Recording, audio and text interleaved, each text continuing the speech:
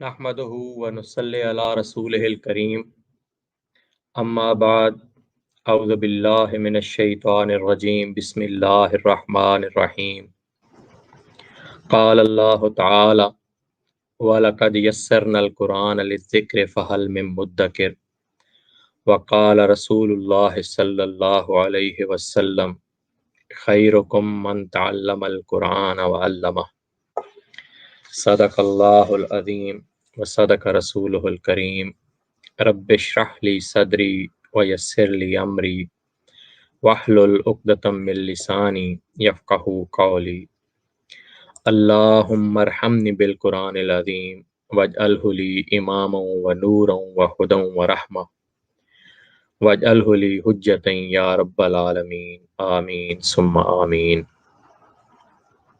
अज़ीज़ान मन अस्सलामु अलैकुम व रहमतुल्लाहि व बरकातुहू।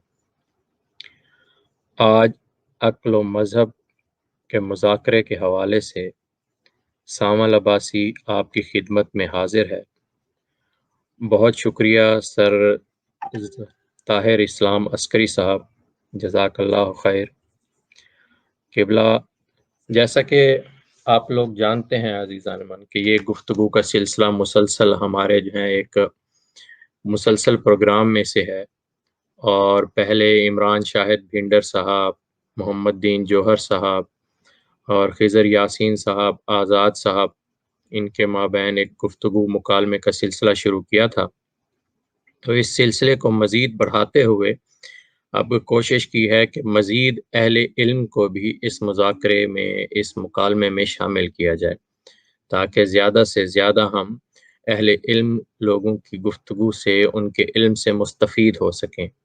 तो आज के इस प्रोग्राम में हमारे साथ ज्वाइन करेंगे हमें जनाब फ़हीम जौज़ी साहब। अस्सलामु अलैकुम सर फ़हीम जौज़ी साहब। जी वालेकुम अस्सलाम। खुशामदीद सर। और हमारे साथ ज्वाइन करेंगे आज जनाब जलील आली साहब। तो उनका थोड़ा सा इंटरनेट का इशू चल रहा है, और साथ ही हमें ज्वाइन करेंगे जनाब हज़रत अदरीस आज़ाद साहब, जो एक जानी पहचानी शख्सियत हैं। तो जैसे ही वो सामने आते हैं तो मैं ऑन कर दूंगा। तो मैं आज़ाद साहब आपका मुंतज़िर हूँ। और अली साहब अस्सलाम वालेकुम सर, खुश आमदीद।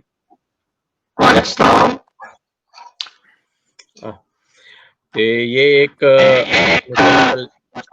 मुसलसल इशू आ रहा है अली साहब आपकी तरफ से कि आपका अगर माइक ओपन करते हैं तो साउंड क्वालिटी टोटल डिस्टर्ब हो जाती है। तो जो ऑडियंस है वो भी इको भी आपकी साइड से आ रही है। तो खुश आमदीद सर। तो जैसे ही आज़ाद साहब आते हैं तो हम माशाल्लाह जो प्रोग्राम को बाकायदा जो है आगाज़ करेंगे। तो आज़ाद साहब ज्वाइन कर चुके हैं। और अच्छा आली साहब, मैं वक्ती तौर पर आपका माइक ऑफ कर दूंगा क्योंकि बहुत ज़्यादा इको आ रही है आपकी तरफ से।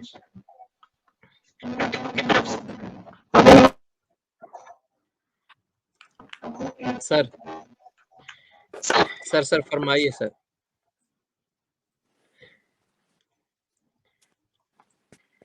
जी, जौज़ी साहब और आज़ाद साहब भी ज्वाइन कर चुके हैं। तो अभी तक वो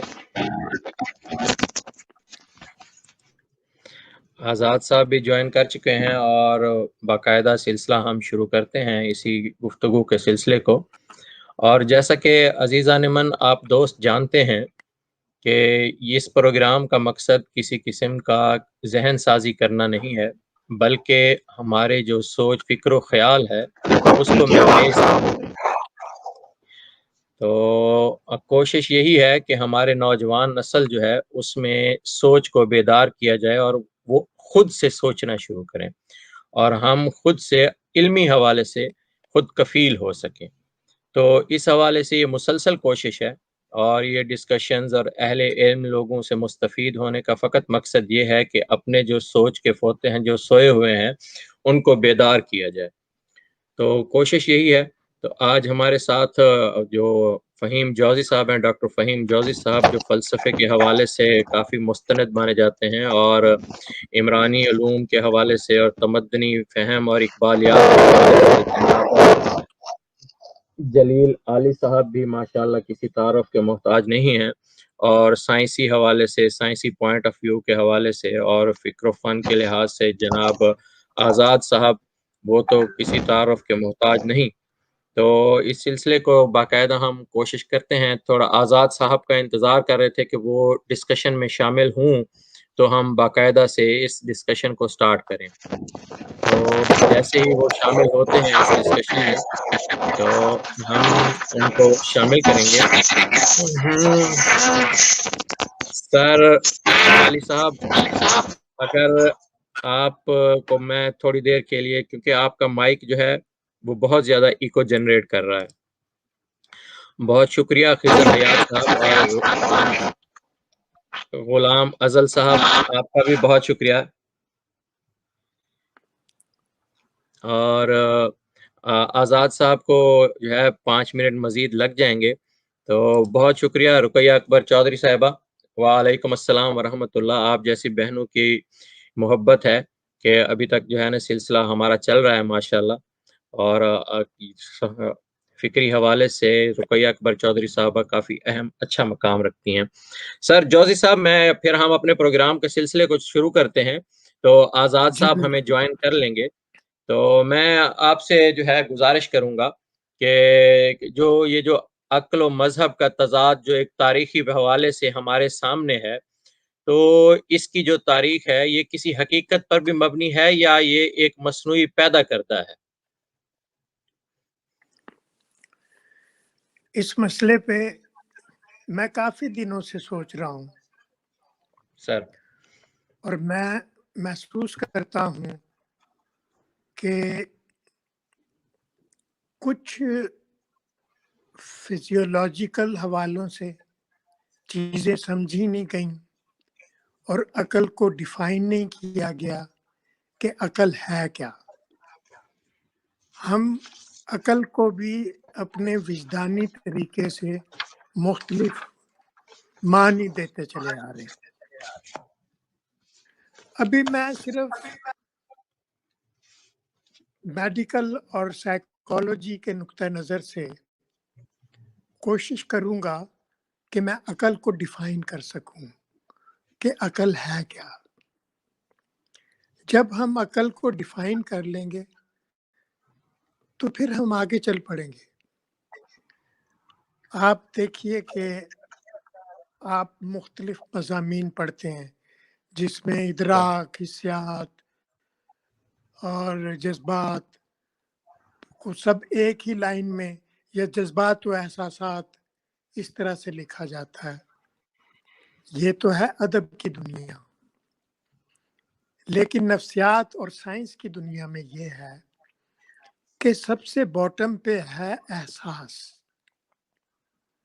ہم چیزوں کو دیکھتے ہیں، ہم چیزوں کو چھوتے ہیں، ہم چیزوں کو ٹیسٹ کرتے ہیں، ہم چیزوں کو سنتے ہیں. تو اس کا تعلق ہے حسیات سے.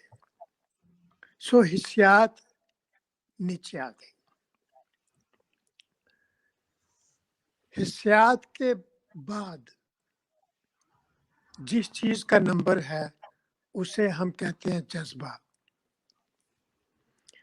کہ یا تو وہ ہمیں خوشی دیتی ہے یا ہمیں غم دیتی ہے، یا وہ کوئی چیز ہمارے اندر نفرت پیدا کرتی ہے یا ہم اس کے بارے میں اٹریکٹ ہوتے ہیں.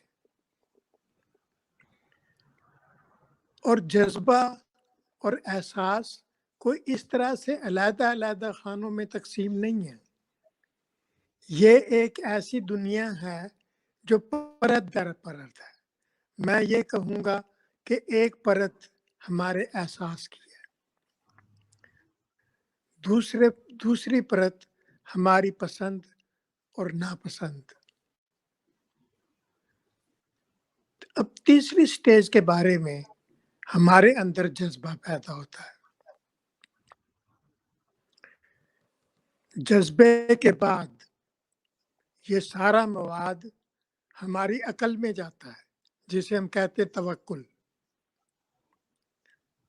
تو یہ ایک سیڑھی ہے، احساس، جذبہ اور تعقل. لیکن انسان تعقل پہ ختم نہیں ہوتا، تعقل سے تو وہ شروع ہوا تھا.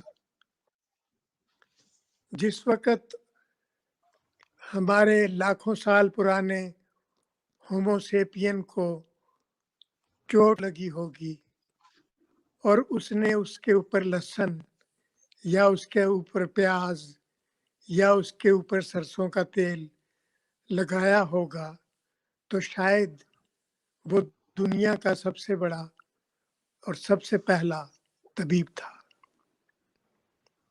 تو عقل کا تعلق ہماری سوشیولوجی سے ہے، احساس، جذبہ اور تعقل.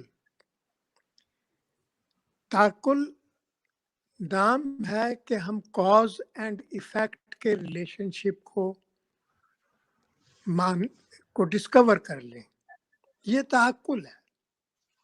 لیکن انسان یہاں پہ ختم نہیں ہو جاتا، اس نے کاز اینڈ ایفیکٹ کے ریلیشن شپ کو دریافت کیا.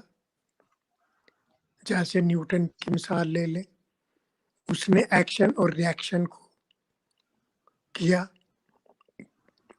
آرکیمیڈیز لے لیں کہ جس نے یہ ثابت کیا کہ پانی،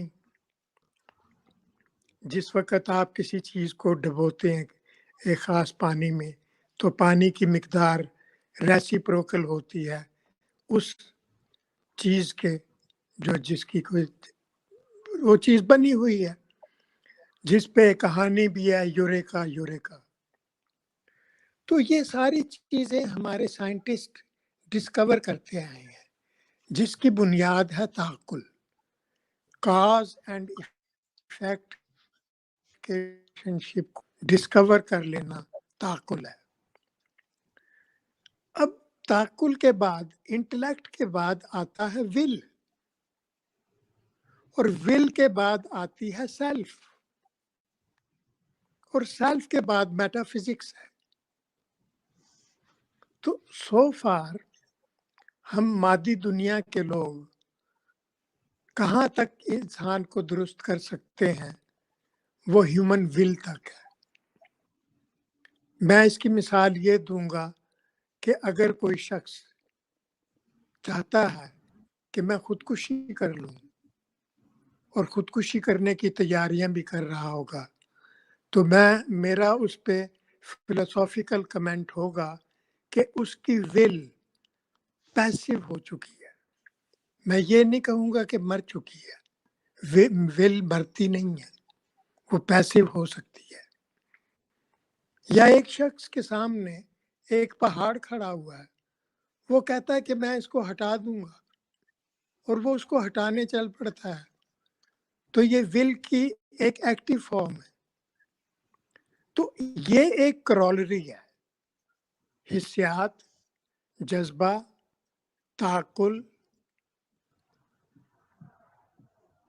ارادہ، ذات، اور اس کے بعد خدا، میٹا فزکس. تو میٹا فزکس کو کلی حیثیت حاصل ہے، کیونکہ عقل تو دراصل انسان نے اپنی پریزرویشن کے لیے، اپنے ڈیفینس کے لیے ایک سسٹم کریٹ کیا تھا. سوشیولوجی کے اندر جو موریلٹیز رکھی گئی تھیں وہ اس لیے رکھی گئی تھیں تاکہ وہ آپس میں مل جل کے رہیں اور ایک دوسرے کو قتل نہ کریں، وہ ایک دوسرے سے خود کو محفوظ سمجھیں. یہ تھی ان کی سوسائٹی. تو اگر ہم دیکھیں کہ اس سارے پیریڈ میں انسان نے کیا کیا ہے، کہ جو اس کی خواہشیں تھیں کہ جی کھانا، رہنا، आपस में ताल्लुकात कायम करना और एक मोरालिटी को जन्म देना, ये एक सोशियोलॉजी का हिस्सा था। इसका ताल्लुक मजहब से नहीं था। लेकिन जब अकल ने ये सोचना शुरू किया कि हमें बनाया किसने और हमारे पास हम किस तरह से बने और हम किस तरह से एवोल्यूट हुए और ये दरख्त कहाँ से आए, तो ये उसके अंदर वो तजस्सुस था जो कि खुदा ने पहले ही उसके अंदर पैदा कर दिया था। और ये तजस्सुस ही दरअसल अकल है, क्योंकि अगर हम तजस्सुस का दूसरा मतलब लें, साइंसी मतलब लें, तो हम कहेंगे कि ये डाउट है। सो डाउट को साइंस की बुनियादी कलीद करार दिया गया कि पहले एक चीज़ को ऑब्जर्व करो, इसको तजर्बे की कुठाली में डालो और इसको वेरीफाई करो। अब जो वेरीफाई करने का सबसे बड़ा मुकल्लद है वो तो विलियम जेम्स है, 20th सेंचुरी का, जिसने कि ये कुलिया दिया कि किसी भी स्टेटमेंट को फैक्ट के साथ वेरीफाई करो। अगर वो वेरीफाई नहीं होती तो वो नॉनसेंस है। तो ये सारी बहस दरअसल टेक्नोलॉजी ने जन्म दी। टेक्नोलॉजी ने अपने आप को ये समझा, जो कि 20वीं सदी तक हमारा रवैया रहा है, कि हम हर इज़्म को एक टोटलिटी समझ लेते हैं। ये साबित करना कि ये टोटलिटी है, ये साइंटिस्ट का मसला भी रही है और ये फिलोसोफर का भी मसला रही है। फिलोसोफर अरिस्टोटल ने एक पूरा एडिफिस दिया, तबियात पे लिखा, केमिस्ट्री पे लिखा, फलसफे पे लिखा, मंतक पे लिखा, हर सब्जेक्ट के ऊपर लिखा और उसने एक टोटलिटेरियन सिस्टम दिया। इसी तरह से अफलातून ने एक टोटलिटेरियन सिस्टम दिया। हेगल ने एक टोटलिटेरियन सिस्टम को जन्म दिया। कांट ने एक टोटलिटेरियन सिस्टम को जन्म दिया। कार्ल मार्क्स ने एक टोटलिटेरियन सिस्टम को जन्म दिया। इसी तरह से मैं समझता हूँ कि ये 20वीं सदी तक के फिलोसोफर्स और 20वीं सदी तक के साइंटिस्ट ये मनवाने की कोशिश कर रहे हैं कि जिस चीज को वो पॉइंट आउट कर रहे हैं वो टोटलिटी है, जबकि खुद उन्हीं के फार्मूले के मुताबिक कि doubt is the basis of science, खुद उनकी बात की नफी होती थी। तो जब मैं महसूस करता हूं कि अकल और मजहब को एक सनवियत के तौर पे डिस्कस के किया जा रहा है, तो मुझे यूं महसूस होता है कि जैसे टोटलिटी का एक पार्ट, क्योंकि अकल को हम मायने कर सकते, अकल ने बहुत सारे काम किए। आज जिस टेक्नोलॉजी में हम बैठे हुए हैं वो अकलियत के ऊपर है, लेकिन हम ये कहें कि ह्यूमन नॉलेज यहीं तक ख़त्म हो जाता है, तो हम उस सवाल को क्या करेंगे कि जो हमसे बार बार पूछता है कि हम कैसे पैदा हुए, ये कायनात कैसे बनी और ये कायनात क्यों एक दूसरे से भागी चली जा रही है।